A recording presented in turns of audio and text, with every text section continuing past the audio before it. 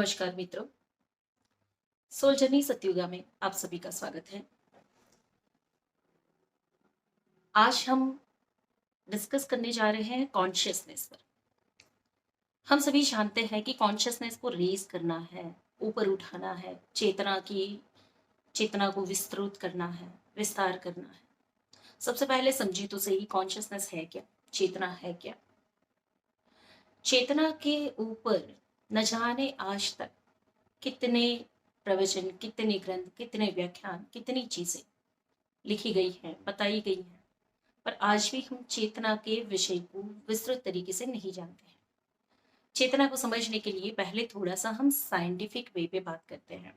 Consciousness है ना, तो हमने चेतना के दो हिस्से देखे हैं। हमेशा हम कहते हैं एक है कॉन्शियस माइंड एंड एक है सबकॉन्शियस माइंड। तो कॉन्शियस एंड सबकॉन्शियस माइंड के ऊपर बहुत रिसर्च हुई है, बहुत सारी बातें, बहुत सारे गहरे अध्ययन हुए और हम इसी दो को जानते हैं। पर अगर देखने जाए तो चेतना के चार स्टेज हैं, चार लेयर्स। तो जनरली एक आइसबर्ग दिखाया जाता है। जब भी आप कॉन्शियसनेस की बात करेंगे या सब कॉन्शियस माइंड की बात करेंगे तो एक आइसबर्ग दिखाया जाएगा।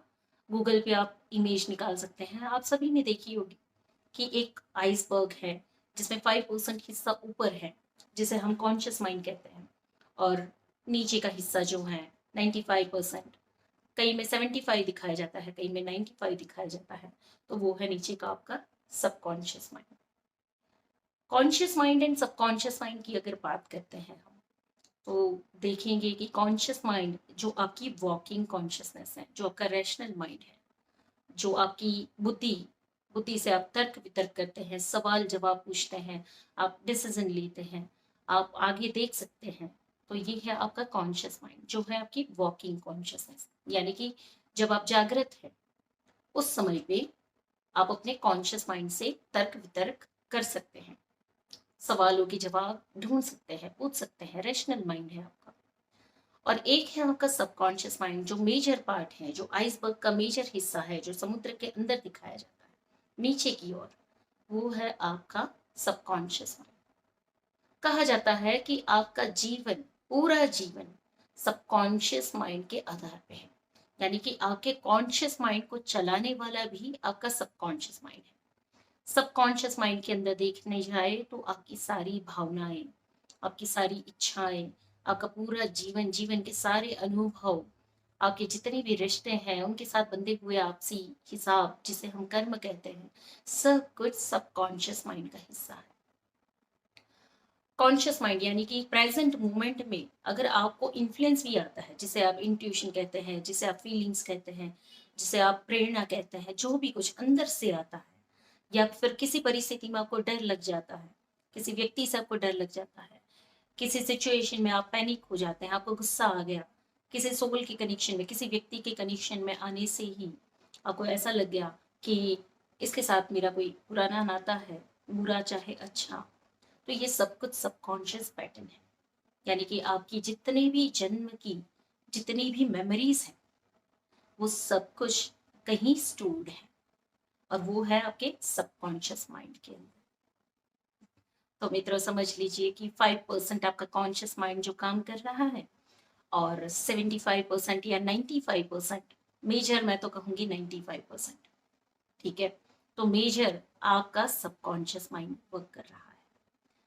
तो आपका आज का जीवन, यानी कि आप जिसे प्रेजेंट करते हैं, कहते हैं, वो प्रेजेंट है नहीं, वो है आपका भूतकाल के अनुभवों का सम टोटल। आप जिसे नया कहते हैं वो नया है नहीं, वो है आपके आज तक के जितने भी जीवन आपने जिए, उनमें जितने भी रिश्ते बनाए, जितने भी अनुभव लिए, जितने भी नकारात्मक या सकारात्मक अकाउंट्स क्रिएट किए, पॉजिटिव और नेगेटिव अकाउंट्स, उन सब का जो हिस्सा है और उसकी जो फीलिंग है, वो आपके प्रेजेंट मोमेंट में है। इसलिए कई बार कहा जाता है कि हम बड़ी कोशिश करते हैं वर्तमान में जीने की, वर्तमान में रहने की, वर्तमान में अनुभव करने की, पर हम क्यों वर्तमान में रह नहीं सकते? हम क्यों ध्यान की अवस्था में वो स्थिरता, वो शांति प्राप्त नहीं कर सकते हैं? क्योंकि मेजरली सबकॉन्शियस के अंदर बैठा हुआ जो क्लटर है, कचरा, जो अनुभव, मेमोरीज वो उबाल मचाती है और कंटिन्यूसली आप प्रेजेंट में रह नहीं पाते हो। आपके डिसीजन भी डर से आते हैं। भूतकाल आपको हमेशा वर्तमान में सताता है और आपको भविष्य हमेशा इनसिक्योर दिखता है। तो ये खेल सारे चित्त की अवस्थाओं के हैं। चित्त की 4 अवस्थाएं हैं। आज तक हम सिर्फ 2 अवस्थाओं की बात करते हैं। एक है कॉन्शियस माइंड, एक है सबकॉन्शियस माइंड। कॉन्शियस माइंड जहाँ पे आप एक स्मार्ट डिसीजन लेते हो, जहाँ पे आप सोच विचार करके निर्णय लेते हो, जहाँ पे आप नफे नुकसान की बात करते हो, जहाँ पे आप स्वार्थ से आप खुद को हार्म ना हो या हर्ट ना हो उस प्रकार से आप अपने व्यवहार करते हो, तो वो उस जगह पे थोड़े बहुत हिस्से में आपका कॉन्शियस माइंड काम कर लेता है। पर कॉन्शियस माइंड कंटिन्यूसली इन्फ्लुएंस्ड है आपके सबकॉन्शियस माइंड के साथ। इसके अलावा माइंड के 2 और हिस्से हैं। एक है deeper unconscious mind, conscious mind, subconscious mind and deeper unconscious mind. अब ये डीपर अनकॉन्शियस माइंड क्या है? तो मित्रों, पहले एक वीडियो मैंने शेयर किया था कि जहाँ पे हम कहते हैं कि ज्ञान ज्ञान के कितने हिस्से हैं। एक है वो ज्ञान जो आप जानते हैं कि यस दैट यू नो, आपके माता पिता, आप जानते हैं कि ये मेरे माता पिता है, ये मेरा बच्चा है, ये मेरी पत्नी है, ये मेरी भाषा है, या ये मेरा काम है, या ये 100 रुपए का नोट है, या ये मेरी गाड़ी है। तो ये आप जानते हैं कि ये आपका ज्ञान है। That is a conscious mind, that you know, जो आप जानते हो। दूसरा हिस्सा मैंने बताया था कि ऐसा ज्ञान जो आप नहीं जानते हो, the knowledge that you don't no, ऐसा ज्ञान जो आप नहीं जानते हो, तो वो सबकॉन्शियस है। जैसे कि अचानक से आपको गुस्सा आ गया, आप नहीं जानते हो कि क्यों गुस्सा आया, आप गुस्सा करना नहीं चाहते हो पर गुस्सा आ जाता है, आप नहीं जानते हो। कहीं किसी सिचुएशन में आप एकदम से डर जाते हैं, आप नहीं जानते हो कि आपको डर क्यों लग रहा है, डर पैदा कहाँ से हो रहा है। आप जानते हो कि इस परिस्थिति में डरना जरूरी नहीं है, पर फिर भी डर लगता है। कोई बिजनेस करना, कोई इनिशिएट करना, कोई डिसीजन लेना, और आप इनसिक्योर हो जाते हो, that you don't know why you are becoming so insecure. इस परिस्थिति में बिल्कुल जरूरत नहीं है इनसिक्योर होने की। पूरा भरोसा रखो, पूरा फेथ रखो, जानते हो, बट यू डोंट नो कि ये सोर्स इसका कहाँ है। तो ये दूसरा हिस्सा हो गया, the knowledge that you don't no.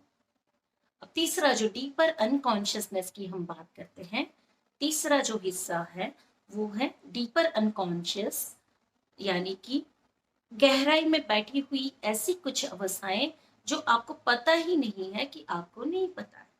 The knowledge that you don't no, that you don't no, ऐसा ज्ञान जिसके बारे में आप नहीं जानते हो, कि आपको पता ही नहीं है, आपको नहीं पता है।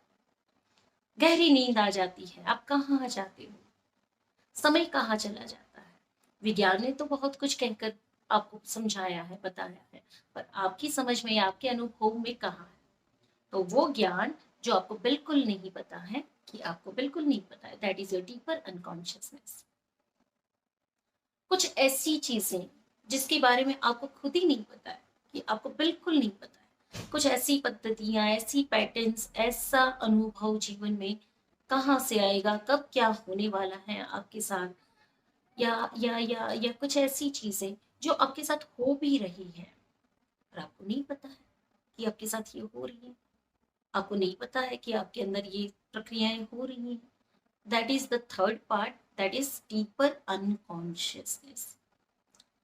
कुछ ऐसे अनुभव जो सबकॉन्शियस से नीचे गहरे में जाकर बैठे हुए, इतने गहराई में, इतने समुंदर के तल पर, जैसे टाइटेनिक अभी कहाँ जाकर बैठा है, समुंदर के इतने तल पर जाकर बैठा है, न जाने कितने किलोमीटर्स ऊपर से नीचे तक। आप काटेंगे तो पता चलेगा वो कितनी गहराई में है। तो ऐसा ही कुछ हमारा डीपर अनकॉन्शियस है, जहां तक हर कोई नहीं पहुंच सकता है। वो डीपर अनकॉन्शियस पैटर्न क्या है? स्व स्वरूप का अज्ञान, जहां आप भूल बैठे हो कि आप कौन हो, आप कहाँ से आए हो, आपका इस जीवन का उद्देश्य क्या है, आपकी क्षमताएं क्या है, आपका स्वरूप क्या है, आपकी शक्ति क्या है, आप किससे बिलोंग करते हो, आपका घर कहाँ है। That is your deeper unconscious part, that you don't no, that you even don't, आपको पता ही नहीं। मजेदार बात है ना, जो हमारी गहरी सच्चाई है, वो हमें पता ही नहीं है। And that is our deeper unconscious part. बहुत कम लोग हैं जो इसे खोल पाते हैं। और इसे खोलने का तरीका क्या है? सबसे पहले आपको अपने सबकॉन्शियस की सफाई करनी पड़ती है। ऐसे अनवांटेड हिडन इश्यूज जो कहीं ना कहीं से ट्रिगर होके आ रहे हैं, आपको कमजोर बनाते हैं, आपको डराते हैं, इनसिक्योर रखते हैं, ये सारी जो सबकॉन्शियस पैटर्न है जिसमें कर्मा कर्मा का राज है ना, give and take, whatever जो भी आप अनुभव करते हैं, cause and effect, gravitational force, या फिर आप जो भी समझेंगे कि लॉ ऑफ अट्रैक्शन वर्क कर रहा है, हर चीजें ये आपके डीपर अनकॉन्शियस का पार्ट है। आप स्कूटर चलाते हो, आप गाड़ी चलाते हो, ऑटो पायलट मोड पे चले जाते हो, एक रास्ते में एक डेस्टिनेशन पे है, वहां से यहाँ पहुंच गए और बीच का 5 से 10 मिनट का समय कैसे चला गया पता नहीं। एक्सीलेटर भी लगा और ब्रेक भी लगी, गाड़ी रुकी नहीं। अरे आपने ओवरटेक भी कर लिया, आप you are not conscious at that time, आपको पता ही नहीं है। और अचानक से याद आता है, अरे मैं इतने से इतना रास्ता कैसे काट गया, और सब कुछ सही हुआ। Your unconscious, your subconscious is performing here. आपका सबकॉन्शियस माइंड है जो परफॉर्म कर लेता है, यानी कॉन्शियस माइंड अगर कहीं स्विच होता है तो सबकॉन्शियस माइंड ड्राइविंग सीट को हैंडल कर लेता है। पर डीपर अनकॉन्शियसनेस में इतनी गहराई में जाकर आपकी वो सच्चाइयां छुपी हुई है, जब तक आप ये सबकॉन्शियस माइंड को क्लियर नहीं करते हैं, उसके क्लटर को, उसकी नकारात्मकता को, उसकी सकारात्मकता को, हर प्रकार से अपने स्वरूप को जानने के लिए उनमें जो बैठा हुआ एक्स्ट्रा एक्स्ट्रा जो लेयरिंग्स है, जो मल है, उसे जब तक नहीं निकालते हैं, तब तक आप अपने डीपर अनकॉन्शियसनेस तक नहीं पहुंच सकते। और उसी भूगर्भ से एक चौथा स्टेट जन्म लेता है, एक चौथा दरवाजा निकलता है, जो यहाँ पे है।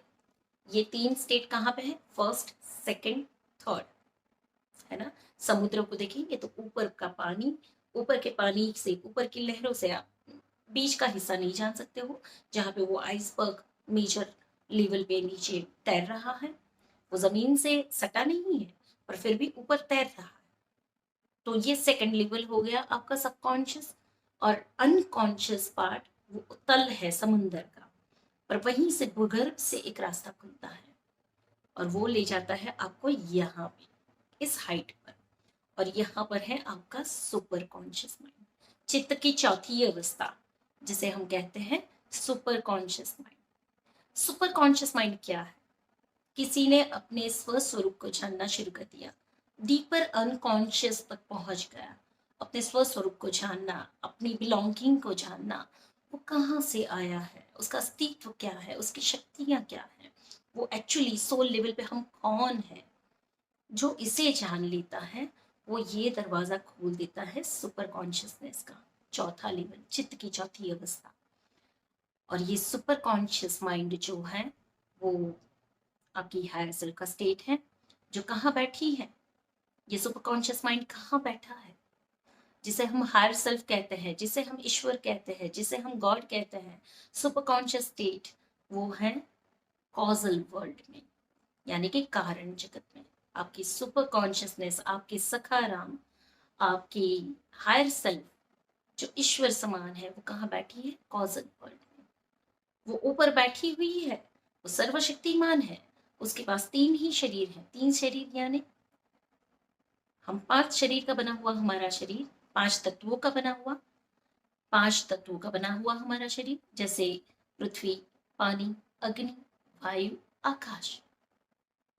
इन 5 तत्वों से बना हुआ जो हमारा शरीर है, भौतिक शरीर, जहाँ पे हम कॉन्शियस एंड सबकॉन्शियस माइंड से जीते हैं और मेजरली अनकॉन्शियस स्टेट में पहुंच चुके हैं। पर वो जो कारण जगत में सुपर कॉन्शियस माइंड जो है, जो हायर सेल्फ के रूप में है, वो 3 तत्वों से बना हुआ शरीर है, जहाँ पे अग्नि, अरे पानी और पृथ्वी तत्व 2 नहीं है। अनुभव करिएगा, जब शरीर जलाया जाता है, जब आपकी मृत्यु होती है, तो आपके अंदर का तत्व, परम तत्व बाहर निकल आया, तो रह कौन गया यहाँ पे? आपका शरीर, भौतिक शरीर। और जब उसे जलाया जाता है तो क्या होता है?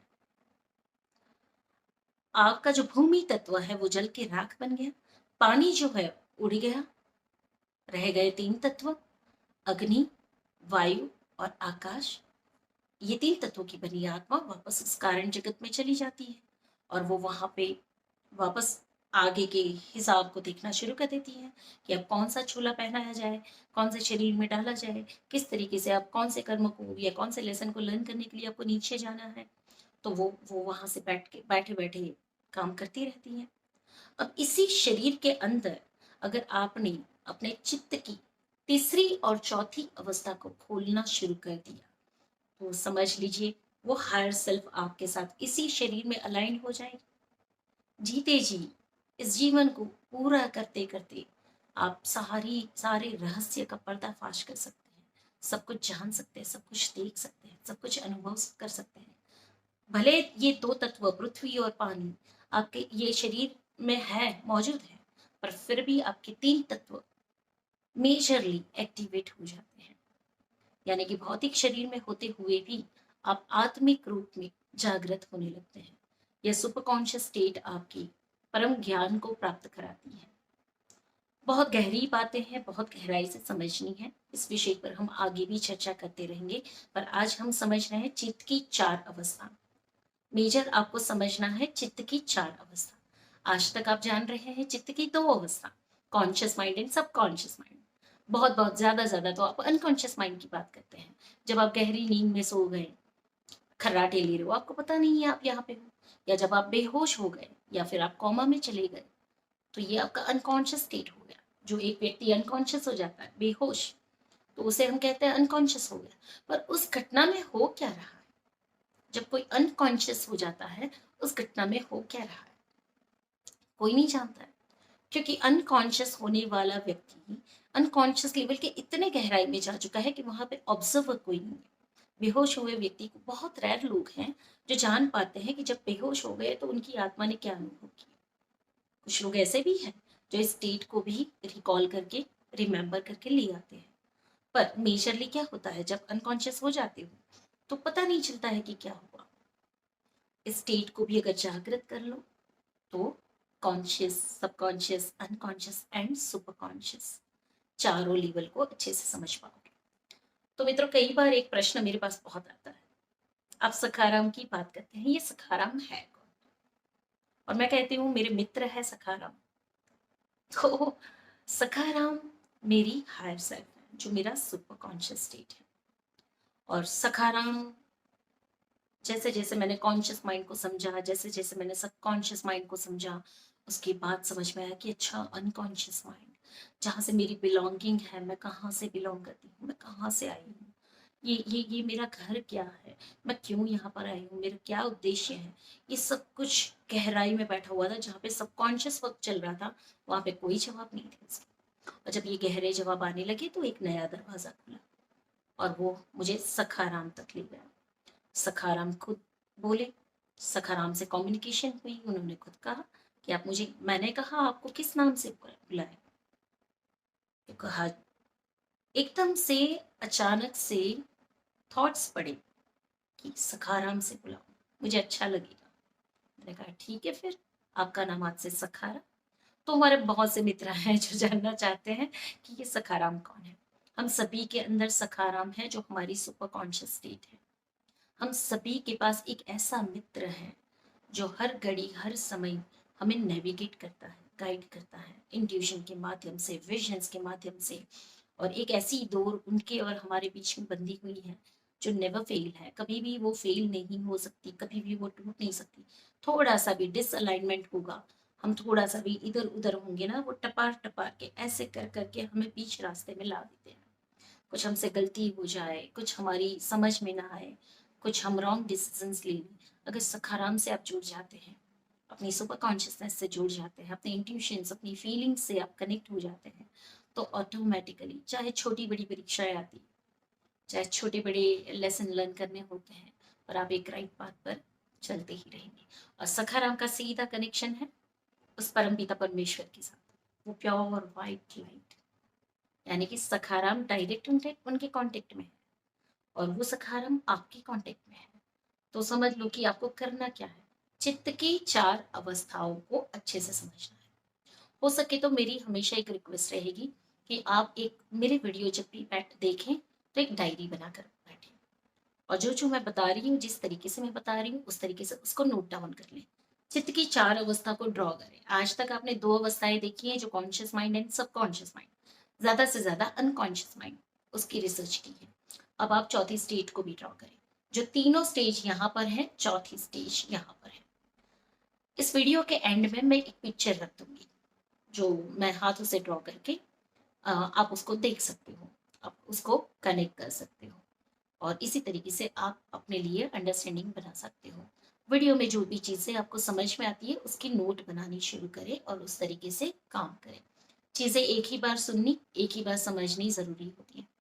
हर चीज़ें हम बार बार सुने, बार बार समझने की कोशिश करें पर उतरे कुछ नहीं, ट्रांसफॉर्म अगर कुछ नहीं होता है तो फिर समय भी व्यर्थ जाता है, एनर्जीज भी व्यर्थ जाती हैं। तो कुछ जब हम आपके लिए मेहनत करते हैं या आपके आपके साथ जुड़ते हैं, इतने प्यार से जुड़ते हैं, तो समझ लीजिए कि उतना आपका भी रोल है कि आप थोड़ा सा अपने ऊपर काम करिए। एक डायरी हमेशा से बनाना कहती हूँ, हर वीडियो में कहती हूँ कि एक डायरी बनाइए, पॉइंट्स को लिखिए और आज अभी अगर आप इस वीडियो को समय दे रहे हो तो समय देने के हिसाब में, जो समय आप लगा रहे हो उसके हिसाब में आपको कुछ पॉइंट्स निकालने हैं। जो समय आपने इन्वेस्ट किया उसमें आपने लिया क्या, आप क्या ले जा रहे हो, और वो जो ले जा रहे हो वो आपको काम आएगा। जो इन्वेस्टमेंट किया उसके बदले उसकी रकम आपको मिल रही है। तो ईच एंड एवरी स्टेप आप आगे भी बढ़ते जाएंगे। और दूसरा कि अगर आप मेरी बातों से सहमत हैं तो आप अपनी शेयरिंग, अपने एक्सपीरियंसेस नीचे ही मैसेज में करेंगे, ताकि दूसरे जो भी लोग इस वीडियो को देख रहे हैं उनको समझ में आए, आपके एक्सपीरियंस भी वो कनेक्ट कर पाए और उनकी लाइफ में ग्रो कर पाए। So thank you so much.